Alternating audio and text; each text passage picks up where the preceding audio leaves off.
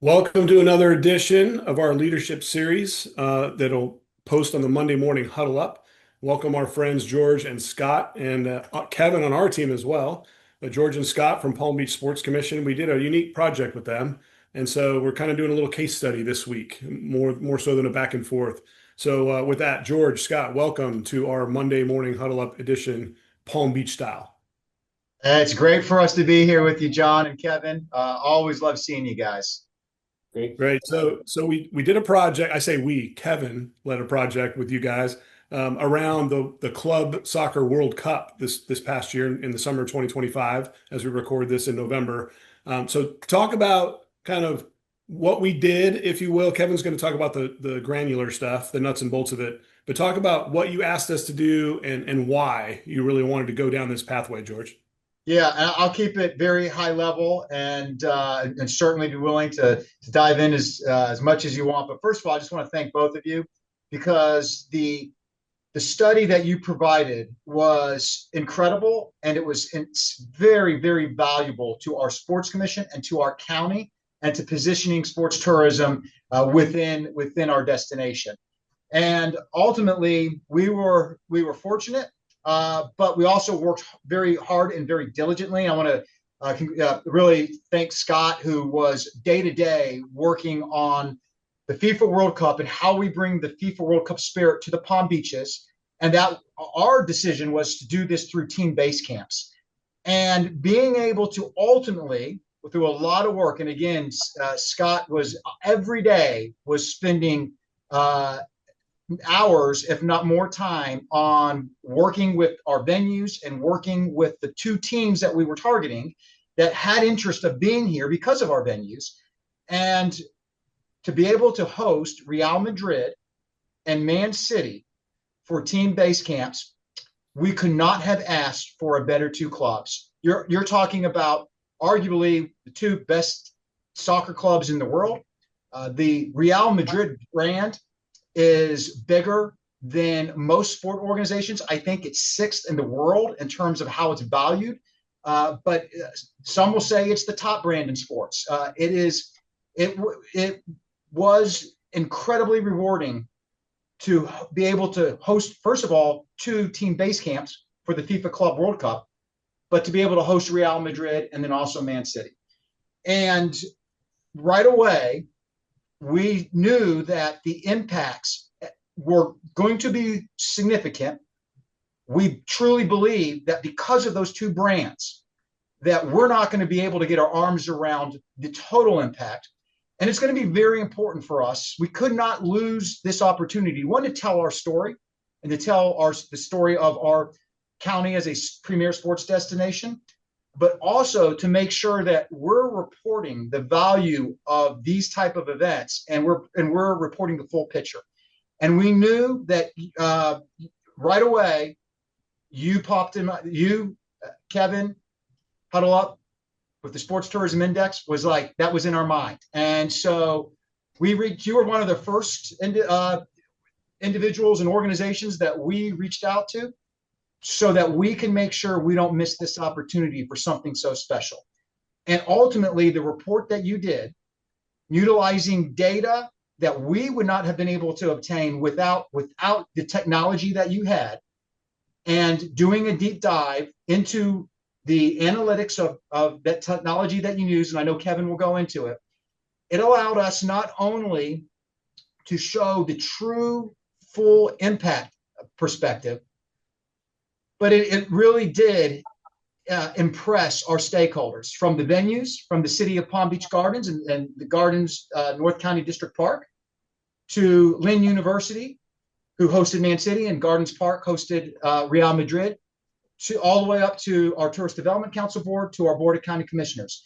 And also, I was very impressed because the data was so clear. And again, the technology, being able to identify additional visitors and participants that we would not have been able to identify.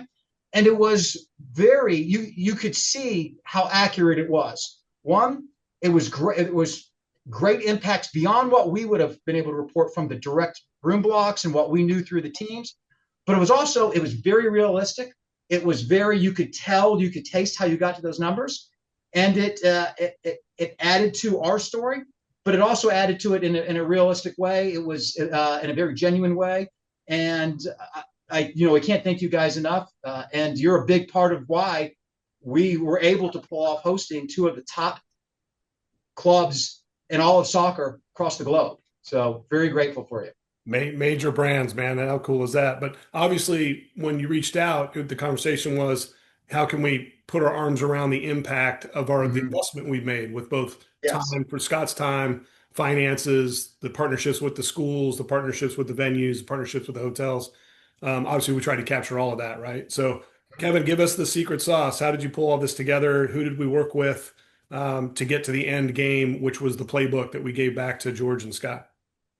Yeah, so when Scott first approached us, we noticed that there was one problem to the Club World Cup, and that is there was no ticketed event, there was no meet and greet or anything like that that we could use to get zip codes from attendees.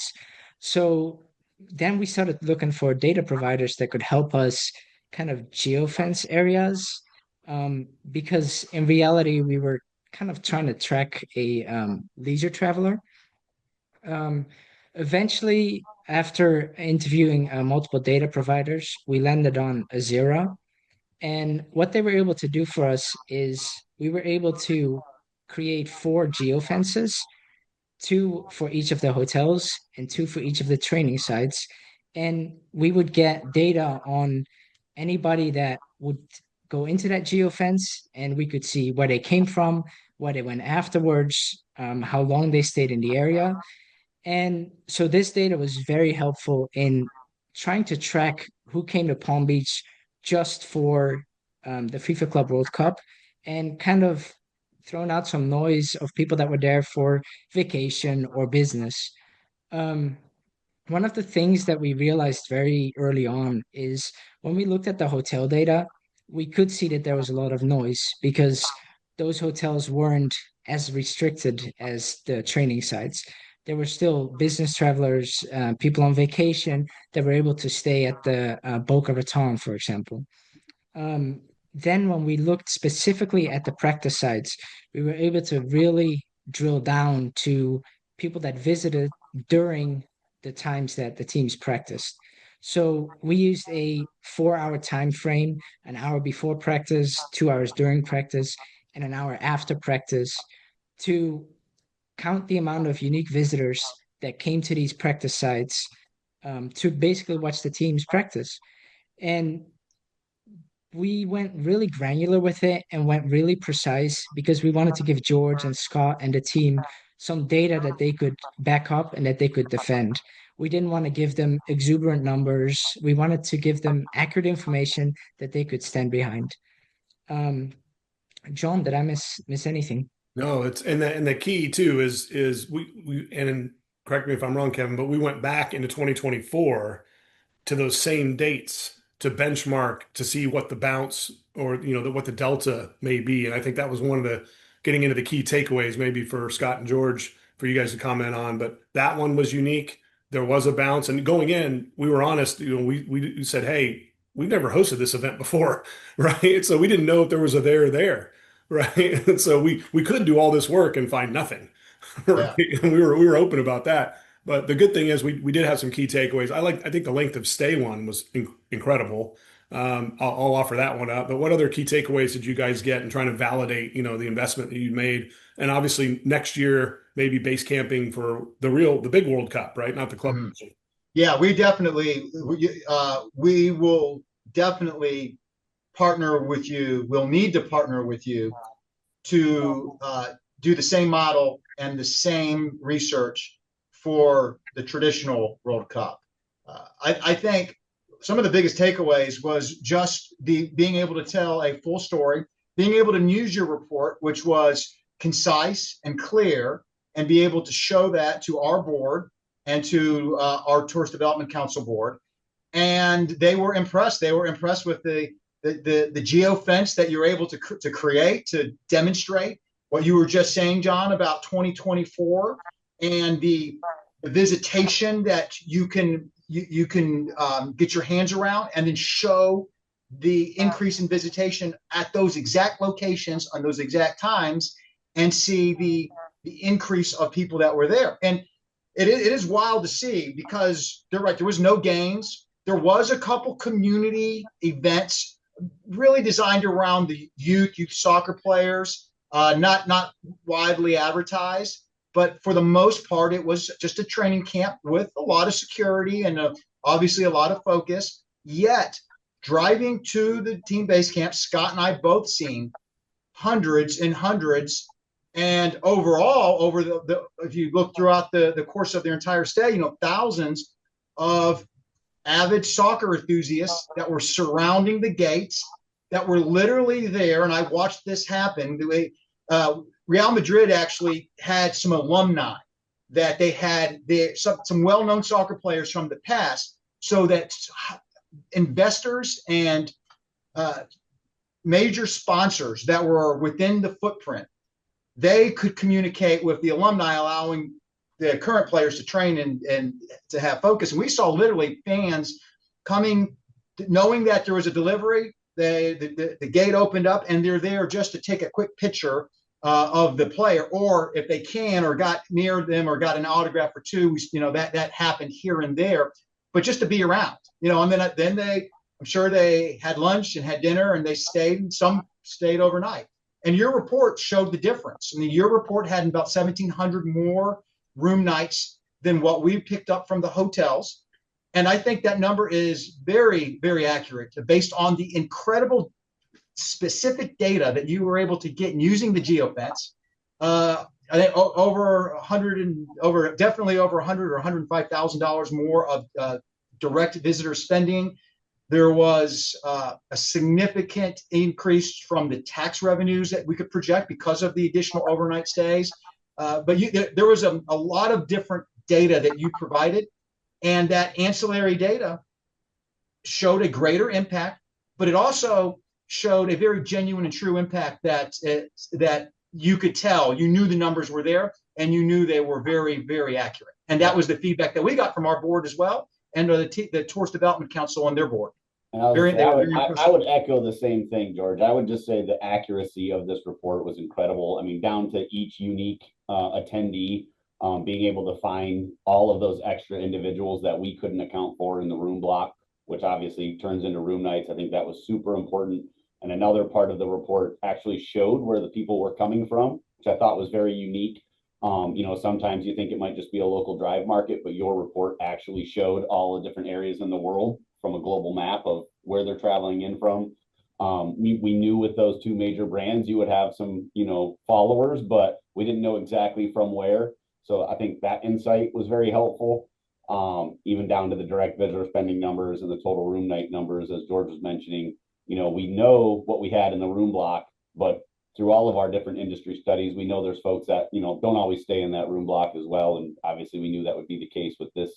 And just seeing how accurate it was, I think, was unbelievable. So kudos. Well, Azira was great to work with. And those of you that are watching this that don't know who they are, they're actually the back end provider to many of the other data companies that the tourism industry uses, like Zartico and Madden Media and some of those. Madden was great. Madden reviewed some of the data with Kevin at pro bono, just to take a peek at it. Our friends in Tucson, they were great.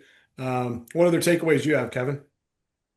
I think one of the cool things that we saw as well is when I looked at the data and compared the two training sites, there was a substantial amount of less visitors to Lynn University. And when we met with Scott and George and kind of talked about that, they were able to tell us that the security at Lynn University was more restrictive, and there was it was just a lot tighter security. So it was kind of cool that we were able to see it on the numbers, that I was able to see it in the numbers, and then Scott and George were able to give that some color. Um, Kind of to that vein as well, we had 2024 data that we were comparing to.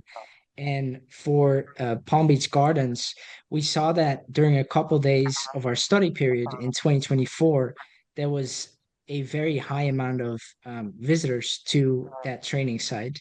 And then once again, when talking to Scott and George, we realized that Uruguay used that training site as well for a couple of days in 2024 when they played their friendlies. So I think that last part about Uruguay kind of showcases what's coming up with the World Cup this summer in how not just these big European teams, but also countries get a lot of visitors to the area, even if it's for a base camp or to watch the training. People will still travel and follow their teams. Which leads us right into next year. So we're going to do this again with you guys. And actually, we're going to open it up to everybody. Every base camp site, there's going to be, more teams in this World Cup and first ever, multi-country World Cup host situation. So we're going to be ready to kind of use this to launch into that next summer, right? So we appreciate you guys helping us kind of do the beta test, if you will, and be the guinea pig on this thing. And we're gonna roll it out to all the other destinations watching this now that are base camps for next year.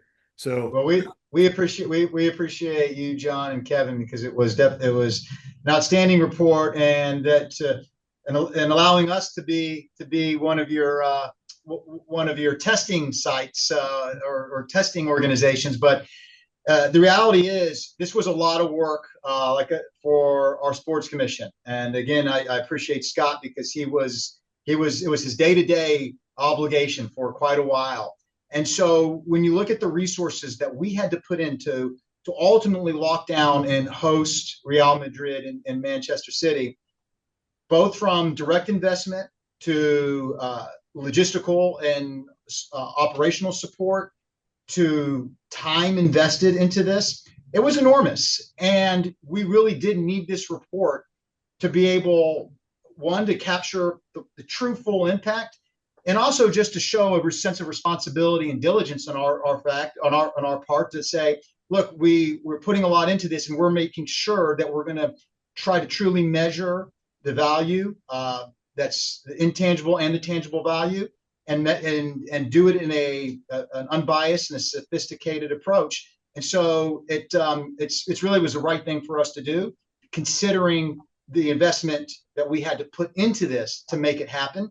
And this certainly did validate, and it also, just made us look smarter too. It was just a good report to be able to show to our stakeholders and to justify the time and the effort that we spent on this. Yeah, and I think just to echo that, George, obviously these types of opportunities are, far and few in between in terms of hosting a Club World Cup or a regular World Cup. So I think when these types of opportunities do come around or hit your destination, that you really do roll out the red carpet and try to understand as much data as you possibly can from these types of events and the impacts they have on your destination. I mean, they put us in such a great global spotlight that I think it's super important to capture that while you have them for such a short period of time. So. Well said. And I'm glad we could play our role, and it was all Kevin. So I'm glad Kevin could help you guys validate what you do, and appreciate your time today. For those watching, we'll be reaching out to you about next year in the World Cup in 2026. And until next time, thanks for joining us.